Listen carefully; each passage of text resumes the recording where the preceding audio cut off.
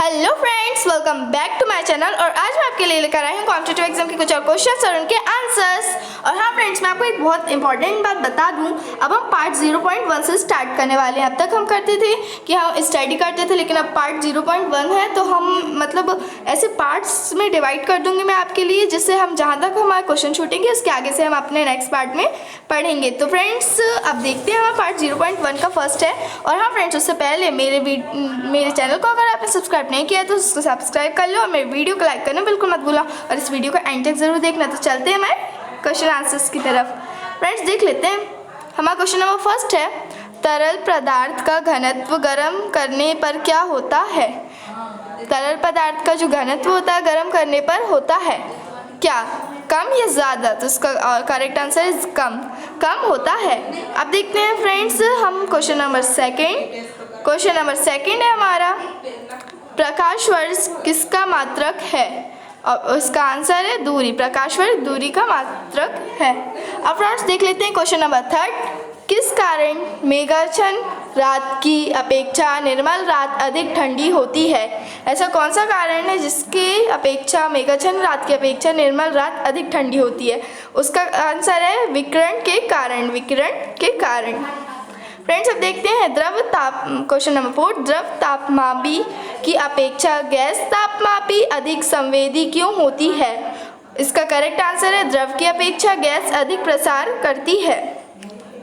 Friends इसको आप इससे याद कर सकते हैं कि द्रव तापमापी, इधर द्रव आया है तो द्रव, यहाँ भी द्रव है, द्रव की अपेक्षा, ये पूरा आंसर यहाँ है, द्रव अपेक्षा, गैस की अपेक्षा प्रसार करती है। प्रसार आपको इतना करना है कि प्रसार मेन पॉइंट है तो इसे प्रसार करती है, इतना याद कर लीजिए, बाकी आपको ये अपने आप ही याद हो जाएगा।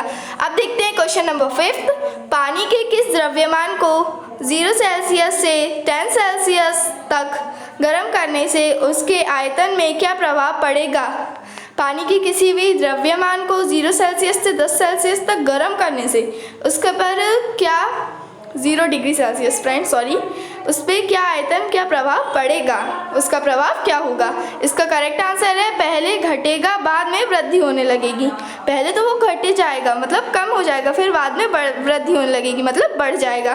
फ्रेंड्स अब देखते हैं क्वेश्चन नंबर 6 है, एक गोलाकार तश्तरी, एक घन और एक गोला सभी एक ही पदार्थ के बने हुए हैं और उनका द्रव्यमान भी एक समान है। उन्हें 300 डिग्री सेल्सियस तक गर्म करके एक कमरे में छोड़ दिया गया। उन्हें 300 डिग्री सेल्सियस तक गर्म करके एक कमरे में छोड़ दिया गया है। इनमें से सबसे धीमी गति से कौन सा ठंडा होगा? जब इन सब हैं तो हमारा क्वेश्चन एक बार और रिपीट कर देती हूँ मैं आपके लिए। एक गोलाकार तश्तरी है, एक घन और एक गोला सभी एक ही पदार्थ के बने हुए हैं। उसमें सभी एक ही पदार्थ के बने हुए हैं, घन और गोला, और उनका द्रव्यमान भी एक समान है। उन्हें 300 डिग्री सेल्सियस तक गर्म करके एक कमरे में छोड़ दिया गया। इनमें से सबसे धीमी गति से कौन सा ठंडा होगा? सब छोड़ दिए गए हैं तो इनमें सबसे धीमी गति मतलब सबसे स्लोली कौन सा ठंडा होगा? गर्म है जो कि, तो इसका करेक्ट आंसर है गोलाकार सबसे आखिरी में ठंडा होगा, क्योंकि ये गोल आकार में है इसलिए। फ्रेंड्स कोई भी आकार जल्दी ठंडा हो जाता है लेकिन गोलाकार धीरे से ठंडा होता है। अब फ्रेंड्स देख लेते हैं क्वेश्चन नंबर 7 है, एक नक्षत्र का रंग निर्भर करता है पृष्ठीय ताप पर। एक नक्षत्र का रंग किस पर निर्भर करता है? पृष्ठीय ताप पर। अब फ्रेंड्स देख लेते हैं क्वेश्चन नंबर 8, किस पदार्थ में सर्वोच्च वृष्टि ऊष्मा का मान होता है? इसका करेक्ट आंसर है जल में सबसे ज़्यादा वृष्टि ऊष्मा का मान होता है, मतलब गर्मी का मान होता है गर्म। क्वेश्चन नंबर 9 देख लेते हैं। क्वेश्चन नंबर 9 है, भीषण सर्दी में ठंडे देशों में पानी की पाइपें फट जाती हैं। क्यों फट जाती हैं भीषण गर्मी में? सबसे ज़्यादा गर्मी में ठंडे देशों की, जो देश ठंडे होते हैं। भारत में तो अच्छी गर्मी पड़ती है, लेकिन आप खुद सर्च करिए, चाइना की कई जगहें हैं जहाँ पर गर्मी में भी बहुत ज़्यादा ठंड पड़ती है, और अमेरिका में भी।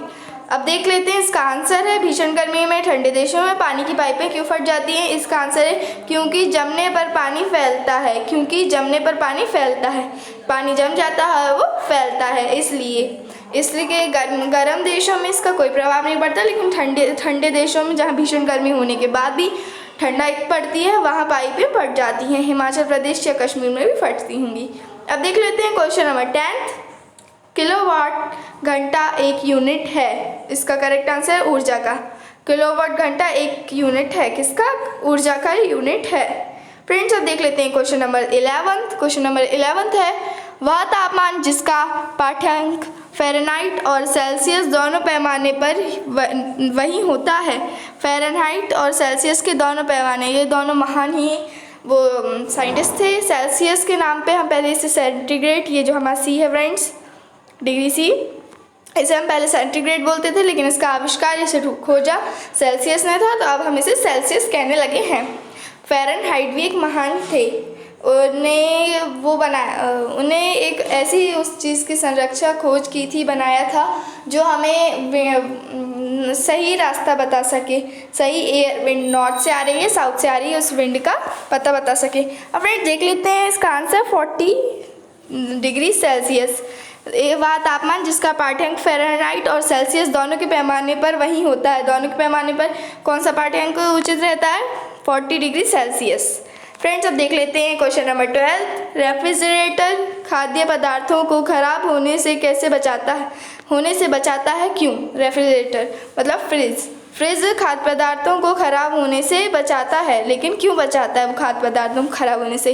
क्योंकि इसके न्यून तापमान पर जीवाणु और फफूंदी निष्क्रिय होती है। क्योंकि इसके कम तापमान पर भी जीवाणु और फफूंदी जो हमारे खुले खाने में लग जाती है वो अंदर नहीं लगती है, निष्क्रिय होती है, इसका कोई प्रभाव नहीं पड़ता है, इसलिए रेफ्रिजरेटर फ्रिज बचा लेता है। मेनली आपने देखा होगा आपके घरों में भी सामान फ्रिज में रखा जाता है इसी कारण।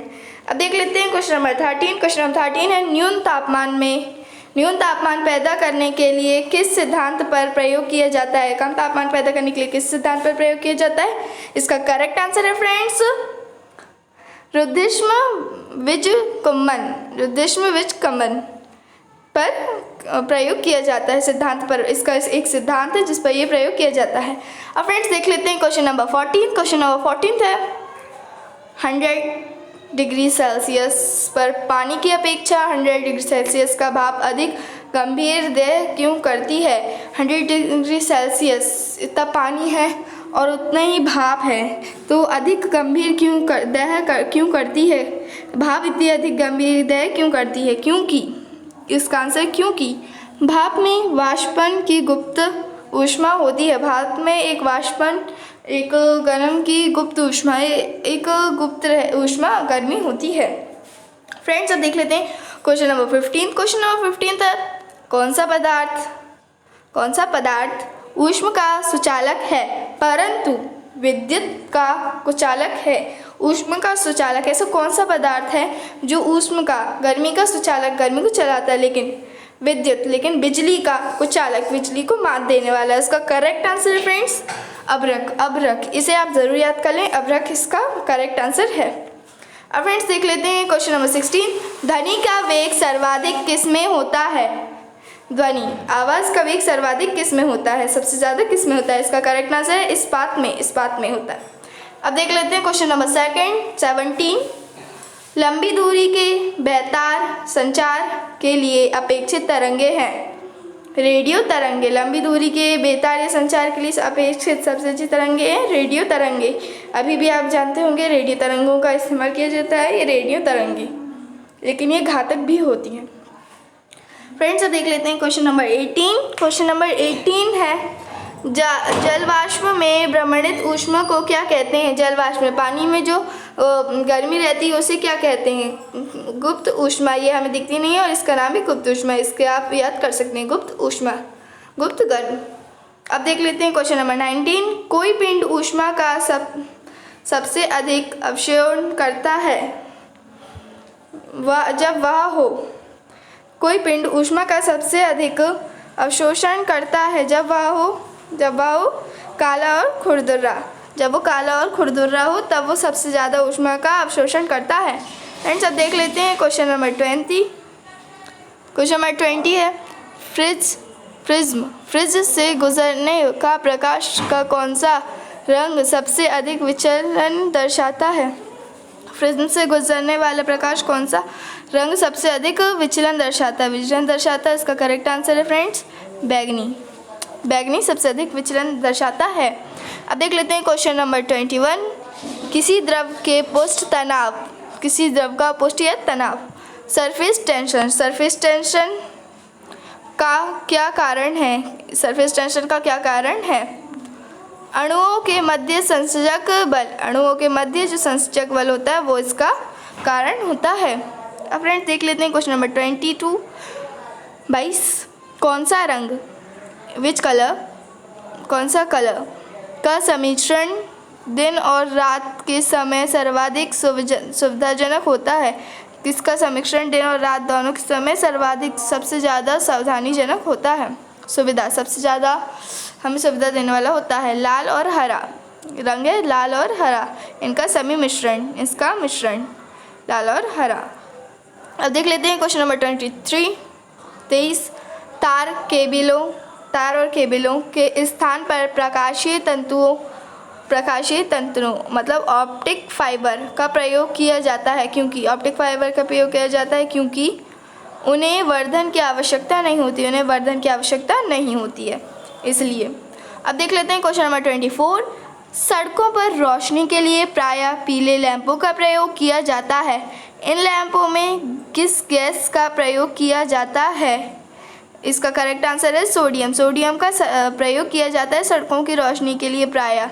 जो पीले लैंप लगे रहते हैं, अभी तो वाइट लगते हैं मेनली, लेकिन जहाँ जहाँ पीले लगे रहते हैं उनमें, उन लैंपों में सोडियम गैस का प्रयोग किया जाता है।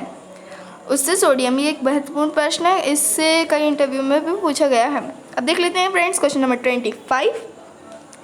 प्रकृति के सबसे सशक्त बल हैं, प्रकृति के सबसे सशक्त बल हैं नभिकाय बल। प्रकृति के सबसे सशक्त बल नभिकाय बल हैं। अब देख लेते हैं क्वेश्चन नंबर 26।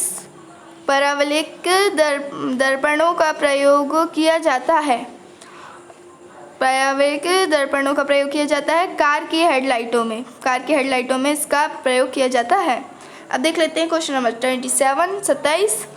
साधारण सूक्ष्मदर्शी में अंतिम प्रतिबिंब होता है। साधारण नॉर्मल सूक्ष्मदर्शी में अंतिम प्रतिबिंब होता है अभ्यासी, आवर्धिक तथा ऊर्ध्वशीर्ष, ये तीनों उसमें अंतिम प्रतिबिंब होते हैं, प्रतिबिंब उनकी परछाई होते हैं।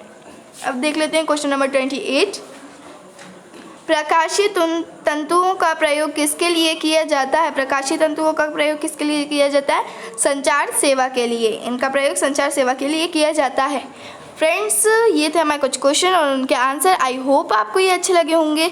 And friends thanks for watching my video और please like and subscribe my channel. और हाँ फ्रेंड्स, मैं आपको एक मोस्ट इम्पॉर्टेंट बात बता दूँ, ये जितने भी हम क्वेश्चन आपके लिए लेकर आए हैं ये सब एसएससी के हैं।